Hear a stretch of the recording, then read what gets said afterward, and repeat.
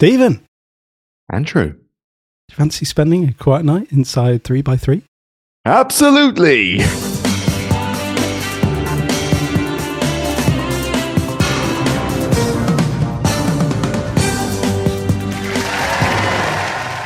So we have a weird week this week.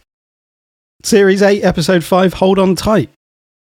Wait, no. It's not. Directed by Barbara Wiltshire. Produced by Kim Crowther. Written by Reece Shearsmith and Steve Pemberton.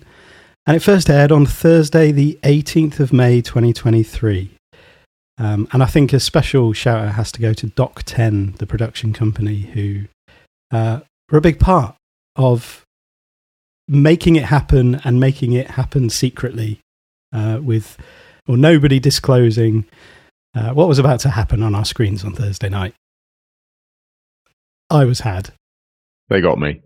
Yeah. They got me on a 10-minute delay. So I didn't tune in bang on. So I headed to iPlayer and said, start from the beginning. And the continuity announcer announced this game show. And I figured iPlayer must be playing BBC One for some reason. Yeah. What's going on? Went back in again. Lee Mack was still on my screen. Went back out. Found the other remote. Headed to live television. No, it is a game show on. Went back to iPlayer to start from the beginning again. 3x3. Oh. 3x3 is 9, isn't it? The penny dropped. Oh, yes. I was really tired on Thursday night, so I went to bed and I thought I'm gonna watch Inside Number 9 and hopefully stay awake. Turn it on, and then the continuity announcer said, there's a change to our scheduled episode, which it sounded slightly weird. It was weirdly worded, but it was not enough to make me think, oh, that means this is still an episode of Inside Number 9. Because it was like the pilot of this, quiz show hosted by Lee Mack. And I just thought it was so well done that I was like, what is this doing? And why is this on at 10 o'clock at night? I know. Absolutely ridiculous. This is a really weird time to start a new quiz show. I turned it off and then I was like, wait a second. It's 3x3. Oh, they've done it again, haven't they?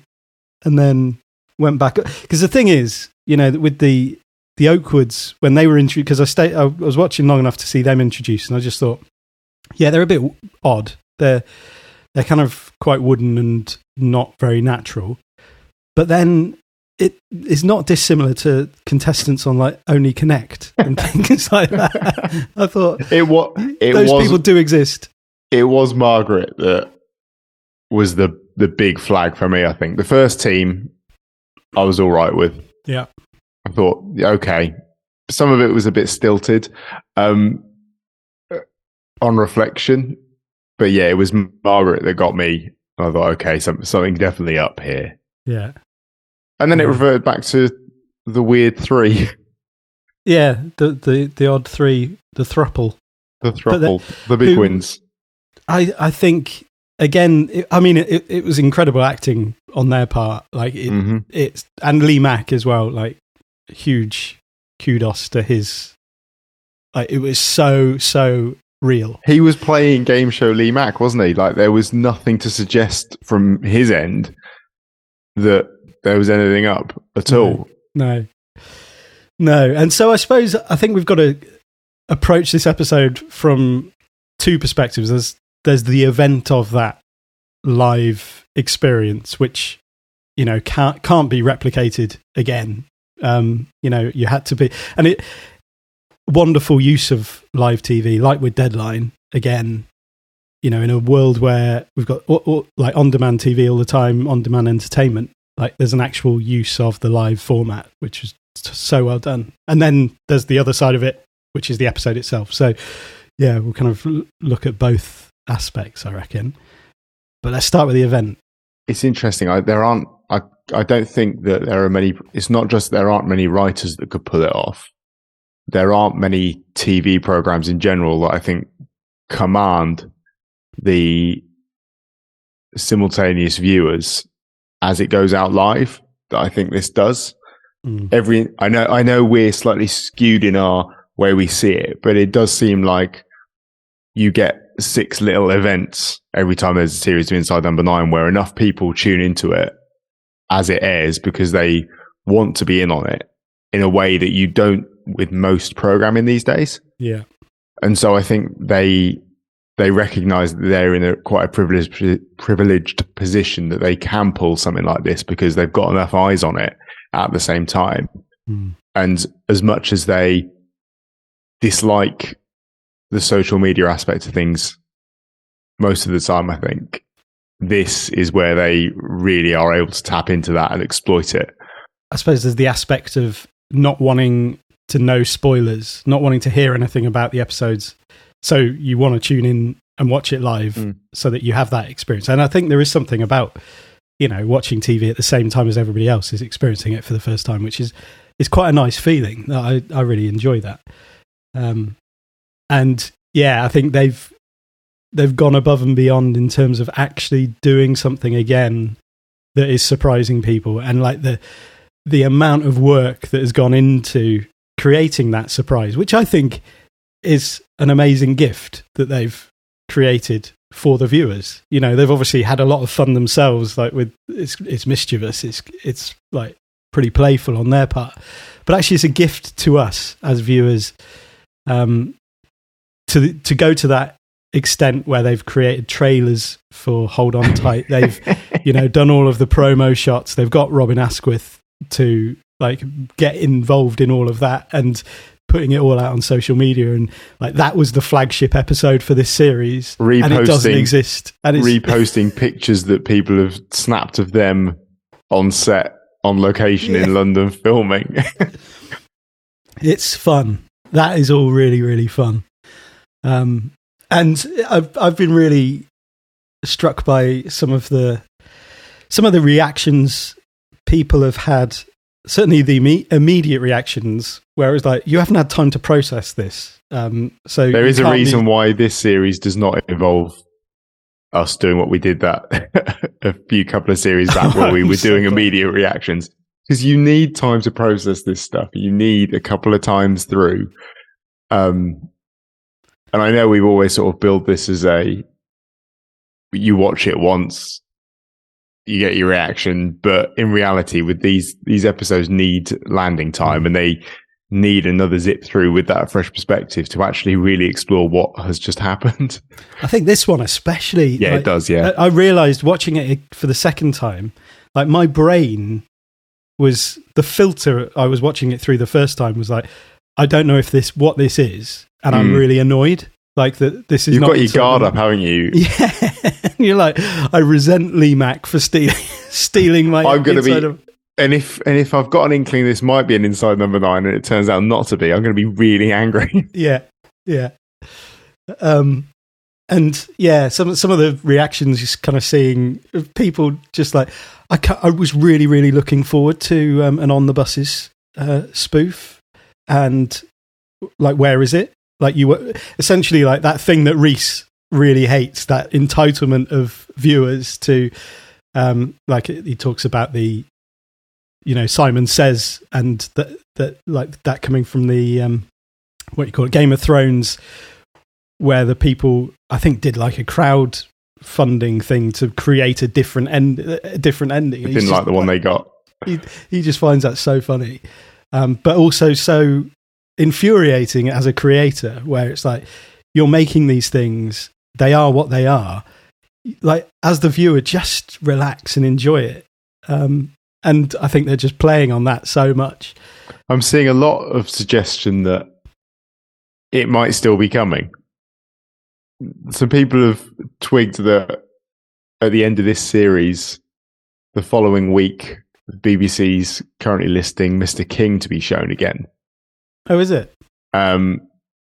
Which is, yeah, it's weird to jump into re-showing an old series from episode 2, I think it was. So is that's surely that's just them trolling again? Yeah, well, I'm also hearing that this joke went far enough that the BBC were also showing on Thursday night the classic movie Summer Holiday, where they all head off on a bus. I don't know if they've managed to create this whole evening of trolling their audience across the BBC, but that episode doesn't exist. Stop. I'm going to say I really hope that episode doesn't exist, because I'm going to be gutted if it does. Not that I'm entitled. I don't think I should feel that I'm acting entitled to say I'm going to be angry if something does exist. I think only on the part of the fact that people are so entitled or feeling so aggrieved the fact that episode wasn't aired. You'd be giving I really hope that they. Yeah, exactly. It's like giving a toddler something like they've. You've stood strong and you've been like, no, you're not having that. You're not having that. Oh, I'll give it to them like this afternoon. They're angry, so, yeah. Reese. They're angry. Should we give them? We better add. Yeah. They're going to make a scene otherwise. So I wasn't attached to the idea of an on the buses. I've never really watched on the buses, and from what I gather, it's a comedy anyway. Like spoofing a comedy is a funny move. Yeah, it just doesn't. Can you imagine making a spoof of Airplane? Yeah, exactly. And yeah, it's one of the things that I noted and always note is people's reactions in terms of when people feel duped. And one of the things that I really love is the fact that I was duped, and it feels like Reese and Steve, you've succeeded there somehow, even though you've got form doing this. Like I was gone for 10 minutes. Like that was. But the ridiculous thing is, you were duped by a TV program being shown at the time it was scheduled to be shown, as it has been for the last few weeks, and you knew was coming. Yeah. But you thought, no, it's not being shown. It turned out it was, and that was the dupe. Yeah. That's the ridiculous thing. Yeah. But I think genius. Yeah. Like fair play to them. Like they really succeeded in doing what they wanted to do. And yeah, some of those reactions are, well, it was obvious, wasn't it? Like right from the start, I knew exactly what was going on. So yeah. And maybe you did. Great. Like, shut up. And then there's the people. Well, it was shit anyway. It was an awful episode. I can't believe like the buses one would have been so much better. The one that doesn't exist. Yeah, the one that doesn't exist. And then I think I like people who are just like, yeah, fair enough. You got me. Well done. Good work. Mainly because that's your reaction. Well, I just like people who are a bit more like that generally. They're more attractive to me. Yeah, and then the people that go onto social media and be like looking for people who are like, what is this? I don't understand. What's this game? I think if you multiply 3 by 3 together, what do you get? All right, Dad. Yeah, but it was great. It's a good event to have experienced. I'm glad. Do you have a synopsis? Well, I said we weren't going to do this again, but my conversation with ChatGPT was weird enough to warrant sharing, I think. So I asked it for a synopsis of the Inside Number 9 episode 3 by 3. And it said, I'm sorry, but as of my knowledge, cut off in September 2021, hasn't stopped at any other time, there is no episode of Inside Number 9 titled 3 by 3. Inside Number 9 is a British anthology television series, blah, blah, blah, blah, blah, and gives me a load of stuff there. Then I reframed my question very slightly, and it said, I apologise for the confusion in my previous response. I've now obtained information about the Inside Number 9 episode titled 3 by 3 for you. Please note that the following synopsis contains potential spoilers. Here's a spoiler. It doesn't. 3 by 3 is the 5th episode of the 3rd series of Inside Number 9. It follows the story of 4 friends who have gathered to take part in an evening of board games. The friends, Rebecca, Tom, Patrick, and Angela, incredibly specific, by the way, have been meeting up regularly for game nights for many years. During this particular game night, they decide to play a mysterious and unconventional board game called 3 by 3. As they start playing, they quickly realise the game has a sinister twist. The rules and consequences become much more twisted and dangerous with each turn. As the game progresses, tensions rise and secrets and betrayals among the friends are revealed. They find themselves trapped in a cycle of escalating horror, and the boundaries between the game and reality blur. The group must confront their past actions and face the consequences of their decisions in order to escape the game's deadly grip. 3x3 explores themes of friendship, trust, and the consequences of one's actions. It delves into the dark and unpredictable nature of games and the lengths people will go to survive. The episode showcases the signature blend of suspense, dark humor, and unexpected twists that Inside Number 9 is known for. Please note that the episode might have additional layers and surprises that are best experienced by watching it yourself, or by listening to the Inside A Quiet Night. And I screwed up the title of our own podcast. Yes. You don't say it very often. No, I don't. So there you go. That's Jumanji. That's quite weird, because I asked for a synopsis for Hold On Tight, and it's about a close group of friends who gather for their regular game night. Is it really? Yeah. Things take a sinister turn when they play a new board game that begins to unveil their deepest secrets and test the bonds of their friendship. So there's something there, something somewhere that is... What? I don't know. It's very odd. Yeah, it explores trust, guilt, and the psychological impact of a game that pushes its players to confront their fears and confrontations in a confined setting. We've asked it for 2 different episode titles, and it's given us the same episode. Yeah. Yeah. That doesn't exist. Doesn't exist. Like Very Hold strange. On Tight. Yes. Incredible.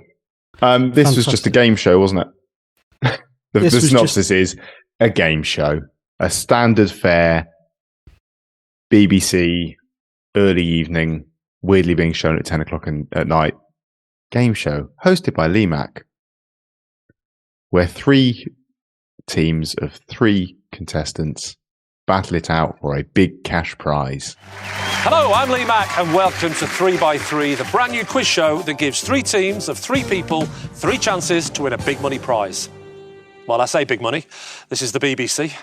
In fact, if the set doesn't fall down, we'll be happy. It's obvious, really, isn't it? This thing is ridiculous. Yeah, but then you think that, but then you realise that golden balls existed as a thing, and that nothing is beyond the imagination of some of these. And tipping 2p machine. Tipping Point, the existence of that programme does make me a little bit cross that someone managed to turn that into a game show format. It's not cross that I didn't come up with it.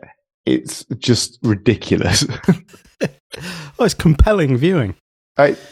No more so than you stood at an arcade. But without this has your money on the line. We could do that. Maybe we should meet up and do like real life Tipping Point at some point. With 2p machine and some Trivial Pursuits. And you get to put Trivial Pursuits in front of a... Yeah. Yeah. Okay. Yeah. Cool.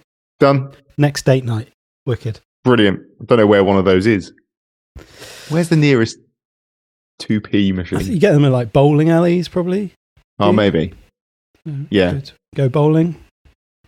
Yeah. Great. That's brilliant. Great night. Cool. If anyone wants to join us, probably be in the Midlands. They'll turn up expecting to see a game show, and then we'll just be riding around on a bus outside in the car park. Yeah. So, the other thing that I looked at before we kind of, I suppose, get into the episode itself was Chris Mack, who was a sound designer. I think this was on Beyond the Joke. Wrote, because they had non-disclosure agreements for all the cast and crew. Well, that's a bit sad. I'd like it if they'd just done it without having to sign anything legal. I mean, feels a bit brutal. Apparently the NDA had the phrase, "Disclosure of the true nature of this episode will result in termination." Please note, it did not say this will result in termination of your contract, just termination. Wow. Okay. There were layers and layers of deception. Even the runners in post who saw Lee come in for the ADR sessions had to be tricked into believing it was a quiz show. I hope the fans enjoyed it as much as we did. I can tell you now that hours were spent trying to create a natural and convincing soundtrack of the audience, including asking audiences for other shows to scream and react to unspecified horrors for an unspecified programme that they could not know. Oh, about. wow. We did everything we could to turn the sound of a flat stage into what you would hear on a proper quiz show, and we loved every second. That's a great little testimony there from, and it sounds like everyone involved did have a great time, sort of producing it. And I bet there was a sense of like, we're doing something here. This is pretty cool. Yeah. So I'm intrigued, or kind of pick up on them as we go through. Mm-hmm. But whether there are deliberate references to other episodes of Inside Number 9 throughout this, or whether I'm seeing tenuous links to things that are just... It doesn't sound like you at all. No. I thought the main theme of this episode was communication, which it was. It definitely was. Yeah.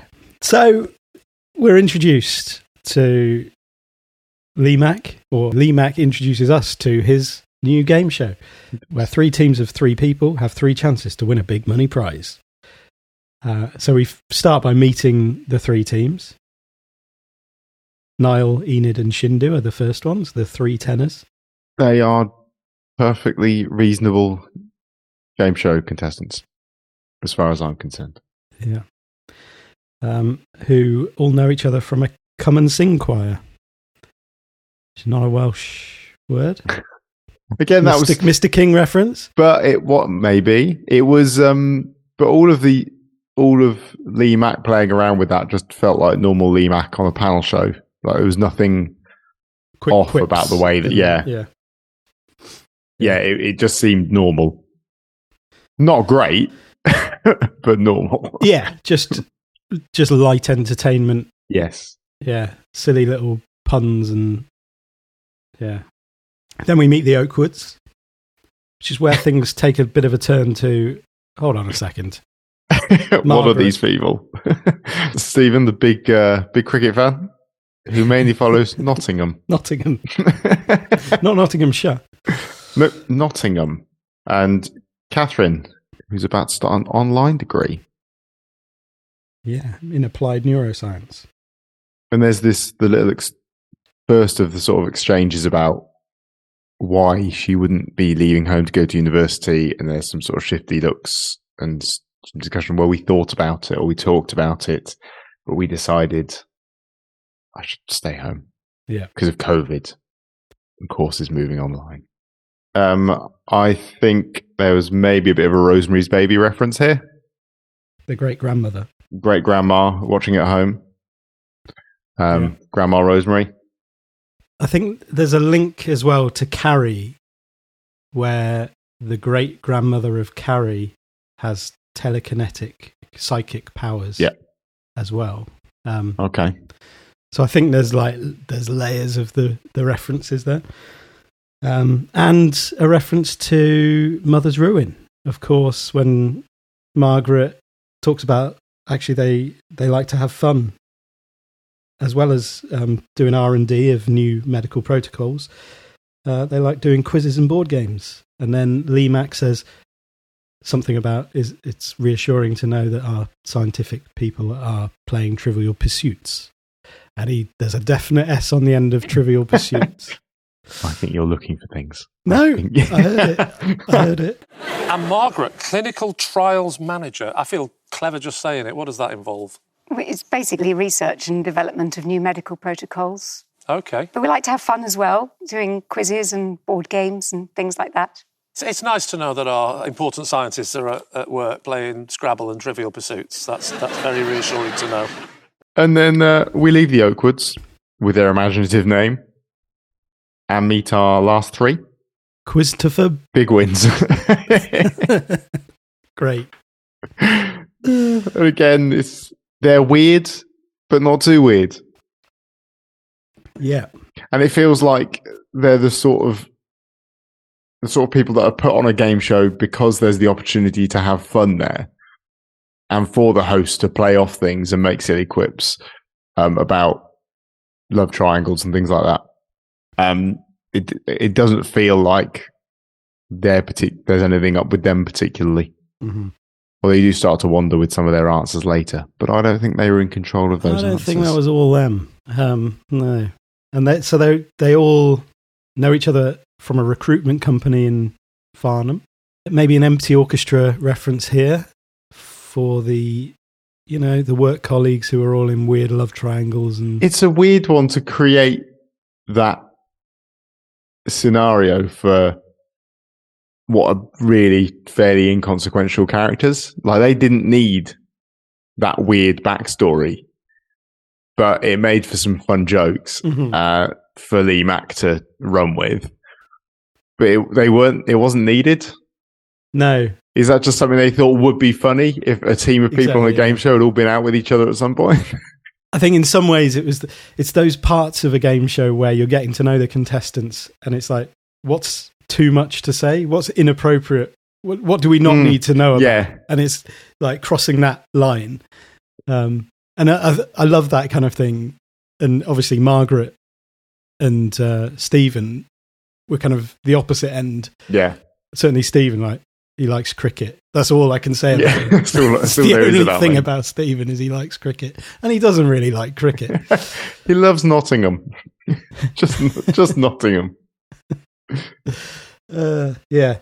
Now, because I'm in a generous mood, I'm going to start off by giving each team £300. In the first part of this round, each team will be playing as individuals. Get a question right, and we'll add another 100 to their kitty. However, get it wrong, and they'll lose 100 and be frozen out of the game. Their teammates will then have to choose whether to buy them back using their hard-won cash or send them home with their tail between their legs. So let's play Three's a Crowd. So round one, Three's a Crowd. I did wonder if we were about to get a theme running through all of the answers. Question 1, Eurovision winner, Sandy Shaw. Question 2, God of the Ocean, Poseidon. Is this all going to be about the sea? What's the Cuba at 64? No, it's not. That was weird because that was just a very wrong answer. That's a complete misunderstanding of what a Cuba is. Unless she just doesn't know. Stab it was, I don't know how early, as you go through this again, how early Catherine's messing around. Right, yeah. If she's messing around right from the off, or that's just a wrong answer. I don't know. Because there isn't an obvious thing, but when you go back again, you think, did she plant that? Yeah, that's a good question. Yeah. I know she's doing... Because after that, Lee asks the Oakwoods about their name, says who came up with the name. And then Margaret says, no, it wasn't, without anybody having said anything. Mm-hmm. So she's obviously... Catherine said it was you. Like, oh, okay. Yeah, I think telepathically. And then she's reacted out loud. So I think there's that first sign of, something's up. Communication. It's all about communication. It is time for the Oakwoods. Who came up with that imaginative team name? No, it wasn't. It was you, was it, Margaret? Don't worry about it. My mum and dad had 9 months to come up with a name, and all they could come up with was Lee. But then I don't know what game is being played next with their first round. So, small estate. Catherine's sort of looking intensely. Apparently she knows the answer, but they let Dad fail. Yeah. Because he thinks it might be Hawaii, which I thought was a fair guess. Oh, yeah, it's fair. Fair guess. Little island somewhere. No, Rhode Island. Yeah. Captain of the England team. She was possibly telepathed the wrong Bobby. Or she heard Bobby and leapt him. So fast that maybe there was a Bobby and she didn't wait for the second name. Because she's like, Bobby Charlton, more. Yeah. So maybe, and maybe it was Stephen. Maybe it was, do you think Stephen knows other sports other than cricket? Or he doesn't know cricket. Well, where does she get the Gavaskar answer from? I think she's reading Lee Mack's mind. Do you think that's while he's looking at the cards? And I think I think she probably struggles to get a read on Lee more than she does her mum because they already have a built-up connection. Mm-hmm. So she's because hard. I don't see why. I don't think Dad is involved, or I don't think Dad has The Shining. He does not. So to speak. So I think he's just off to the side, and I don't know why they just sacrifice him. They just sort of say, "Yeah, you're done." Yeah. And then the Shakespeare one. Shakespeare played with an animal. Do you think that's from Margaret? Because Catherine doesn't. I don't know. She's again, slow to answer, isn't she? But she is. But again, is that her just trying to get it out of Lee? Maybe, yeah. Because he's got the answers written down in front of him. So is she? I have to say, I was enjoying playing along with this quiz show at this point. Yeah, I mean, I love it. That's what. Like, I didn't have much of a problem. Once I was like, okay, we're watching a quiz show. I mean, okay. I got Poseidon. I got 4. I got Bobby Moore. Yeah. And I got Taming of the Shrew. I was doing all right so far. Yeah. Oh, good. Well done. I didn't get the state. No, neither did I. Yeah. And then Bella, Slumdog Millionaire, Danny Boyle. Boyle. Yeah. District Line. Do you know District Line? I did know District Line. Yeah. Well done. I did not know Queen Victoria, though. No. I thought it was earlier than that. I thought it would have been earlier than... Yeah. But no. There was almost a little bit of misdirection here as to who the fishy stuff was coming from when she said, I'm just going to guess Queen Victoria, and nailed it. I don't think you should ever start any assertion of anything with it's just a guess. I think that's a terrible idea. Yeah. She own it. Yeah. Didn't need it. Oh, I don't know. Queen Victoria? I think I'm trying to remember at what point I was like, this is something sinister this is an episode of, this is Inside. It was, I think it was the Witchfinder General answer for me. That was my proper hold up, what? Yeah, well, definitely. Yeah, when she was like firing off those answers very quickly. I think it's maybe slightly earlier with the freezing. I think the lighting, when they were frozen out, the lighting of it felt really sort of like sinister. Well, I went, and there's the conversation that, so they go through the thing of buying back the team member. And I don't know whether, because this game show relies on like your money growing exponentially, that they genuinely did have to make a decision if they were going to walk away with a big amount of money, the Oakwood family, that they couldn't really afford to bring Dad in. And since Dad wasn't needed because he didn't have the telepathic link, then they did need a strong base to build from. So, because they weren't there for the money, they were there for the experience. They were there for the practice, because it was like basically an experiment. Yeah. Although they did need some money to dig out the basement. You're right. It was the way that was lit, and they were just sort of stood there looking like ghostly figures. I had sort of Willy Wonka vibes. Like, where are these people going? Like, what's? And why does no one seem troubled? Yeah, it's like you've been frozen out, and now you are eliminated, terminated. Like everyone will be if they go against the NDA. The first because they bring Shindu back in the first team. Mm-hmm. And I don't know if if it means anything or if it's just a little slip on Lee Mack's part. But he says about singing from the same hymn sheep. Yes. Oh, sheep. Yeah. Maybe no one noticed. And maybe I didn't notice. Maybe I've misheard. But like, I definitely heard him say singing from the same hymn sheep. And I didn't know if that was some kind of weird hidden reference. So, tenors, what do you want to do? Is Shindu worth £100? We hope so. You hope so. Okay, so you've decided to bring her back. Yes, please. That's good. You're all singing from the same hymn sheet. Shindu, welcome back. You're now back in the game. Yeah, so then it goes into a quick fire round because obviously Quiztopher Big Wins didn't lose anyone, so we don't have to bring anyone back from their team. That's a dreadful pub quiz name, isn't it? Christopher Big wins. It's a classic pub quiz now. Yeah. And this is where we start to see some intense.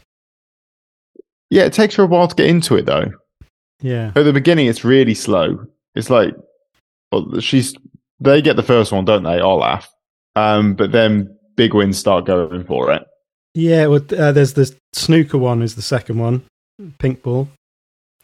Yes. Hurry up and wait. Little reference there to, snooker in the caravan. And then again, Margaret gets Winston Churchill wrong. Yeah. As the longest serving Prime Minister. Yeah, so it's until question 5. Is that the iron one? Iron.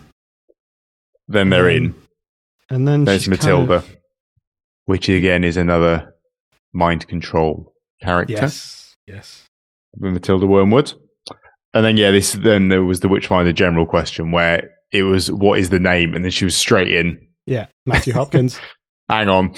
Yeah, and there is no way you can predict what the end of that question is. If I were any, and that's the other thing is if this was a real game show, those other contestants would have been outraged at what is just, hold it, whoa, what's going on here? That is not a lucky guess. Obviously, these questions always come up. She's been practicing. Yeah, what's she been practicing? Obviously, Lee Mack's like, practicing general knowledge. You can't learn the whole internet. It's like, no, she's been practicing this practice, which is then referenced when Margaret talks about digging the basement out at the end. It's like, so she can practice and do her studies. It's like, yeah, for applied neuroscience, what for applied neuroscience? Yeah. Lobotomies. Little lobotomies in the basement. Yeah. And so we lose the tenors at this point, who go away with £500, which they're going to put towards making a CD for the old folks' home. Where was the little snide jibe at that point? I'm sure they'll be thrilled. Very wholesome group, that one. A CD. We're going to burn a CD. I hated the next round. I hated everything about it. I hated it. It was a noughts and crosses game. I hated that the names of the things were all little links as to what the question was about. What is it? I don't know why. I just really, really found it grating on me in a way that I just can't explain. I was just really irritated by the zebra thing being about a zebra crossing with the Beatles. The bat was a cricket bat. Donkey was in Shrek. I just found it intensely irritating. Don't know why. That's interesting. Yeah. I don't think I had quite the same visceral reaction. Yeah. It's just a nice game of noughts and crosses. Yeah. Yeah. Combined with quiz and animal names. Any insights into the questions? Not that I could really figure. I was trying to, why is she thinking about Tiger Woods? Just the only sports person she knows that hits things with something. Yeah. Yeah. That's what she says we just need to put our minds together. Yes. To come up with Sunil But you don't. Gavaskar. I don't think you do. I don't think you're going to come up with that. You don't know them. I think that the only mind that she needs to put hers against is Lee Mack's. Yeah. Or no, because Dad isn't even there at that point, is he? Dad's gone. He might be watching from the side. They need a link, but he doesn't know anything about cricket. Yeah, I think that maybe that is the thing as well. Yeah. He doesn't. If he doesn't know it's Nottinghamshire and not Nottingham, he doesn't know about Sunil Gavaskar. Yeah, no, that's true. And then we see with the donkey, there's a really obvious sense of something strange going on here, and it's the fact that suddenly none of them know. None of them have got any idea of something that is. There is clearly some sort of blocking because they've got. I can't remember. Bella knows it's the same guy who's in Nutty Professor. Yeah. I know it's him. David Jason. Fantastic. If you had to give the opposite of Eddie Murphy, who's the opposite? Weird question. Who's the opposite of Eddie Murphy? David Jason. Probably David Jason. And that's what Gavin almost says that. They couldn't be more different. Like, where's that come from? And it's almost so certain that it's got to be David Jason's coming from some, and that is like this mind control thing. Even I have a feeling I might know what the question is. You wonder whether that has been imparted into him. Of like, no, actually, you do know what the question is. No, he's just picked up on how dreadful this round is and this stupid thing with the stupid animal names. And then we get the Arctic monkeys. Mum's got a cracker here. Sounds like one of her experiments. Yeah, great line. Brilliant. No idea. I feel like she should maybe have chilled out a little bit on the no idea at alls. To go from no idea at all to I have exactly the right, very specific answer. Fishy.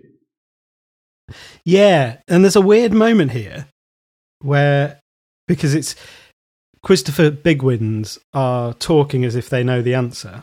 Yep. And Margaret says to Catherine, say what comes into your head, as if she's like in their minds, like she's listening into their conversation. And then relaying it to Catherine. Yeah, and then she says, I don't actually know it. So that's what's coming into her head. So the conversation, this is my reading of it, the conversation going on in that group is, I don't know, I don't actually know it. And so that's what's coming. So what's in my head is, I don't actually know it. So then she has to like channel to Lee, I think, at that point. Yeah. And then just the intense staring. Yeah. With the two of them. I bet that you look good on the dance floor. Oh, thank you very much. Oh, yeah, again. Classic Mac. Classic Mac. And then the board malfunctions at this point as well. Yeah, why do you think that is? I don't know. There's some energy going on around the place that's interfering. Yeah. They've won the round. They have. You'll be kicking yourself with David Jason. I just love that. I know, it's ridiculous. I've just made a complete fool of myself. What was I thinking? Are you going to be kicking yourself about that David Jason answer, Gavin? It's ridiculous, isn't it? They couldn't be any more different. You did really well. Congratulations. So the three of them are going to the Isle of Wight Festival next year. Of course they are. All together. Of course. And then we have the conversation about whether there's a particular amount of money that Catherine and Margaret would be happy to go home with. No, I don't think so. Is there? No. Oh, we did also miss that Catherine has not really been allowed music at home. They're more of a Radio 4 family. Yeah. What do they think the music will do? I don't. That's just that's the classic trope, isn't it? Of the controlling parents. Yeah. You don't want to let them listen to music. They'll find messages and rebel. Yeah. So there's no particular amount of money. It's just the experience, really. Taking it out on the road, the stuff that they've been putting into practice at home, taking it on tour, seeing how it works under lights and under pressure. Oh, it works. It works spectacularly well. Yeah. Margaret in the booth. 3 blind twice. Terrible. Really bad, but great. This game show has now gone to 1 team of 2 rather than 3 teams of 3. Very little 9 left in this at this point. Anything you want to get off your chest while she's in there? Oh, God, she's actually thinking about it. She was. Because she's a prisoner in her home with her mum running experiments on her. There's some Stranger Things. There's very Stranger Things, yeah. She's a Matthew Modine, isn't she? And the who's the one in series 1 who is a woman that looks? Oh yeah, the one who seems to sort of be in charge of the security services and stuff. Yeah, who does all the intercepting of phone calls and that kind of thing. Mm-hmm. Yeah, her. Yeah, a bit of that vibe going on. So we get into the questions here. The first one, the longest river in Europe for £4,500. Did not know this. I didn't know that. I went Danube. Did you? I was wrong. I was thinking about the River Lem to start with, but it's not that long. It's not even the longest one in Warwickshire. That's how wrong you were. Really wrong. No, probably is. Well, the Avon's probably longer. Things you didn't expect from this podcast. British geographical facts. Or not facts, just misconceptions and lack of knowledge. Exactly. You will leave this knowing less than you knew before. Everything all right at home? Don't need me to call Childline. Oh. Or the Comfort Support Helpline. You're relentless. Right, mother and daughter, so you're obviously very close, but are you on the same wavelength? I knew this one anyway. It's the Volga. Okay, so for £4,500, they both think the River Volga is the longest European river. Is that correct? And then we have a TikTok fact. There's no way that Margaret is going to know anything about this. Or in fact, I can't... Yeah, I would not be able to believe that Catherine has had enough access to the internet that she would know this without delving into the mind of Lee Mack. And she doesn't, because she thought Charlie idea. D'Amelio was a boy. Yeah. Yeah, so this is a highly unrealistic, correct answer. I'm seeing an image of David Jason. And I'm assuming that's just some interference that's going on. Things are all getting a bit bouncy around. And oh, do you reckon that's what it is? Yeah. I imagine, yeah. I think that Catherine's probably just sort of...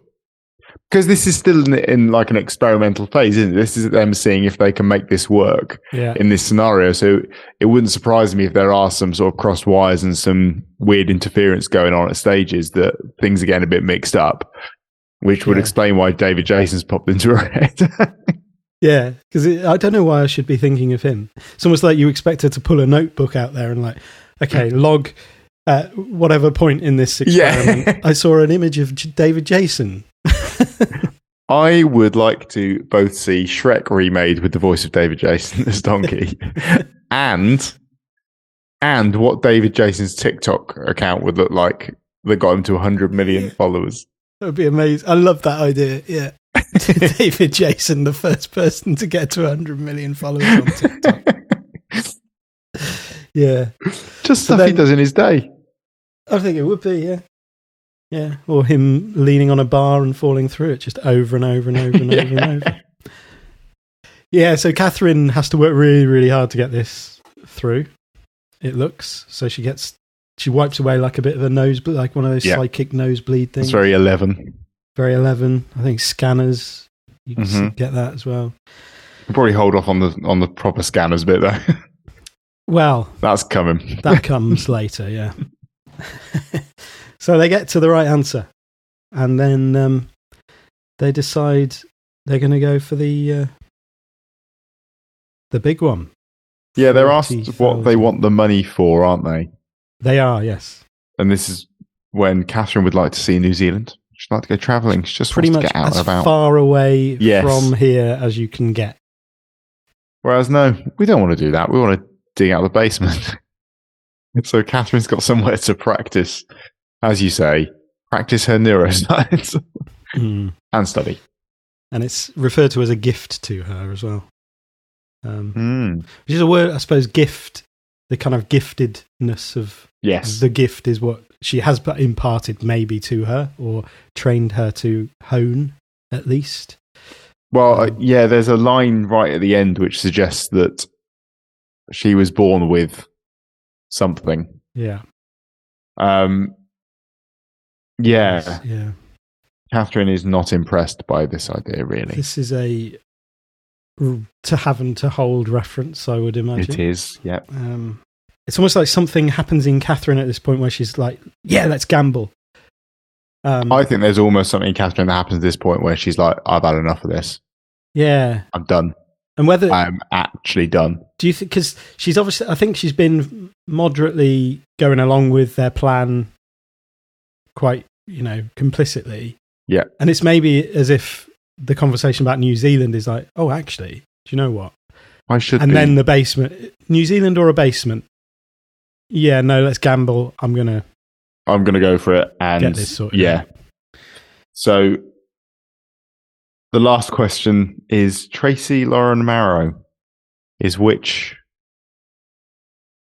musical artist? I had no idea. Did you know that? I did not know that Ice-T was actually called Tracy. And she does a good job of Egghead style sort of getting the logical narrowing down to the right answer. Starts with a T, so Ice-T. Well, it wouldn't surprise me if they had spent some time watching game shows, because I don't expect that they would generally, as a family, spend a lot of time watching this kind of television. So to get some read on how they should maybe behave, they probably sat and watched a bit of Eggheads. Well, I'm thinking of the name Tracy, which could be male or female. Tracy starts with a T, so I'm going to say Ice-T. Okay, so that's your answer? Yes. Let's see if Margaret agrees. Margaret does not get the correct answer from Catherine. I think that Catherine might just be delivering a bunch of abuse telepathically. Yeah. Which is interpreted as the rapper's name, Burq. Which maybe, along with watching Eggheads and Pointless and other quiz shows, they've watched The Day Today. Yeah. Catherine's just scoured the internet in her head for fun. She's practiced the entire internet. Yeah. So. Yeah.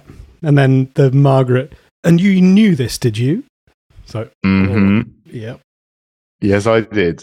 He's still going away with £1,500, which is a one-way ticket to New Zealand. Yeah. Over Margaret's dead body. Yeah. Yes, pretty much. Literally, yes. Yeah, I think this is the point where Catherine has had enough. Catherine will be going her own way from this point on. I don't know how you would convict for that murder. No, it'd be difficult. You probably have to go into their house and find all the documents of the experiments that they've been doing, perhaps. But I would imagine Margaret has covered her tracks quite well, because it doesn't seem like. And this is where board stuff. Margaret says something about, I should have killed you when I had the chance or something. I think the doctors were right. I should have destroyed you when you were born. And at that moment, her head explodes. I mean, she's not wrong. If she hadn't wanted to have her head exploded, yeah. So then, I guess the question there is, has Margaret kind of created or like deliberately honed and nurtured this? And actually, yeah, is it Margaret's tried a bit like Dexter's dad has sort of used this part of her for good or for some sort of purpose, maybe not for good, for winning game shows or something. Or like in Stranger Things, spying on the Soviets. Yeah, to try and channel it in a productive way. Whereas without that, maybe it's just going to go completely wild. I suppose like Carrie style. Yeah. Destructive. Unleash shit. But then Carrie, she kills her mum as well, doesn't she? I think. Yeah, I think so. So, yeah, nice little parallels. And the names are because Margaret is Carrie's mum in Carrie. They're the names as well. So the question I just thought was like, what are Margaret's ultimate intentions? Like, what was this all about? The pursuit of the higher truth in science. Do you think she's driven by being a scientist? I think so. Yeah. Yeah. But it becomes a bit more of a control thing, I guess, though, as well.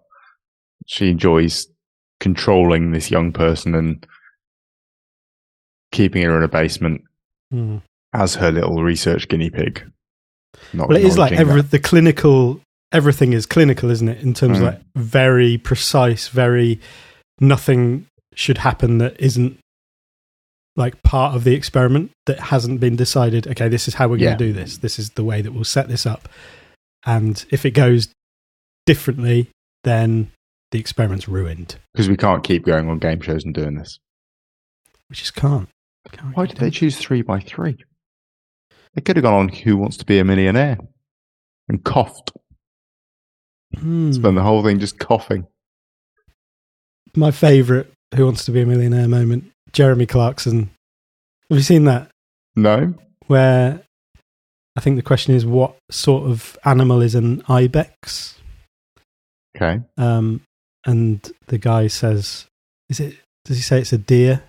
It's like the multiple choice. Mm-hmm. And Jeremy Clarkson's like, I don't even need to look at the right answer to say, and this was like high stakes, like £32,000 or something, that you've just won £32,000, and the thing comes through and it's like, goat. I will slightly hesitantly go deer, final answer. And you know, so you don't. I'm not even going to look at the screen. That's the correct answer.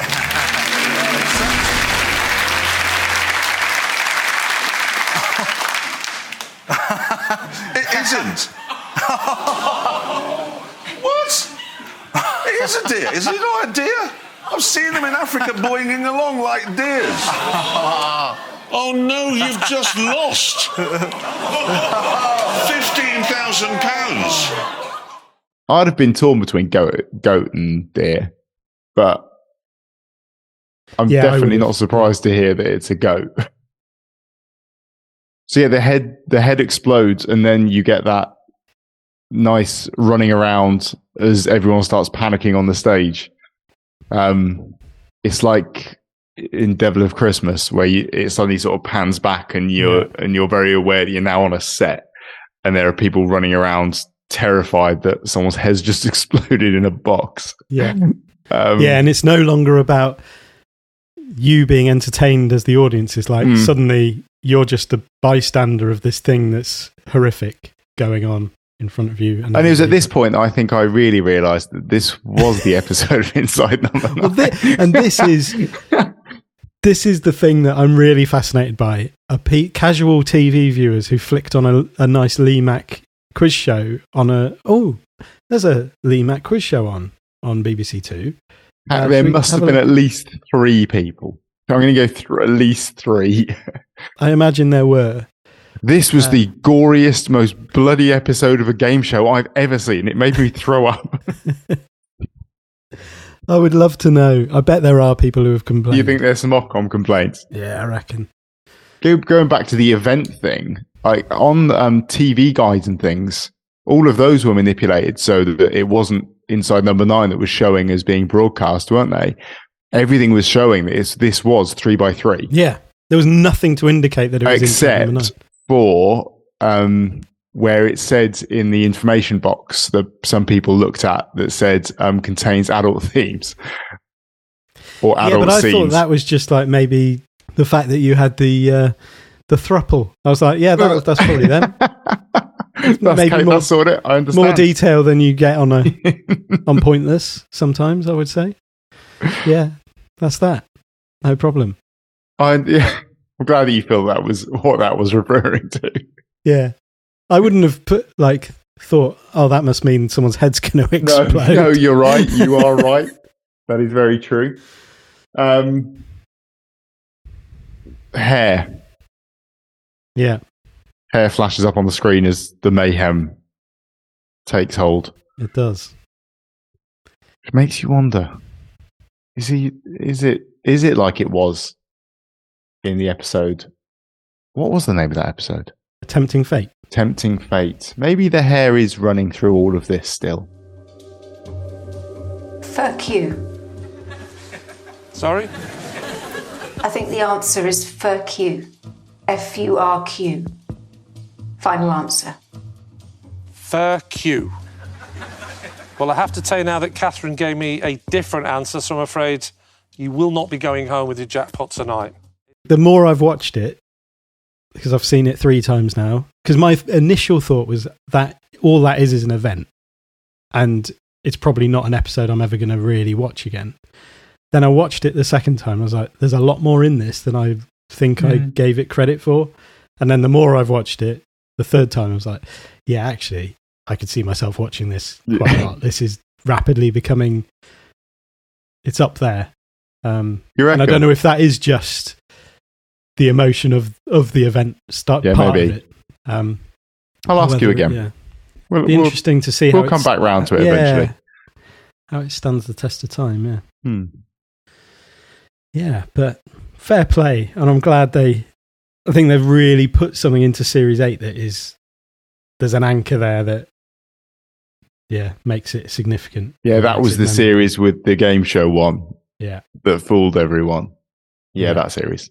Love it.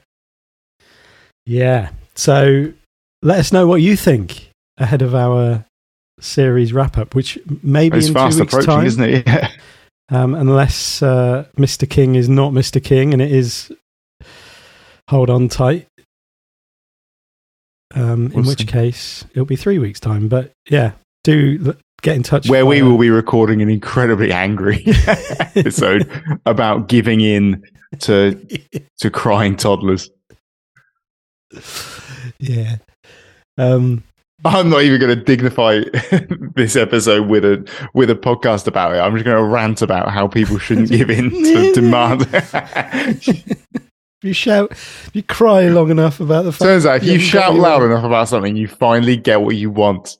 Is that what we want to teach our children? Is that what we want? How we want to live as a society? Is it, Reese? Is it, Steve? So there's a little trailer for that episode. Cool. All right, yeah. Get in touch via email, aquietnightinside09@gmail.com, or via Twitter @AQNIN9. All right. Well, speak to you next week. Bye-bye. Bye. Well, that's all we've got time for this week on 3x3. Thanks to all our fantastic threesomes. Catherine, come and join me. Sadly, the Oakwood family didn't manage to win the drop pot tonight, but join us next week when we... Get the producers out here.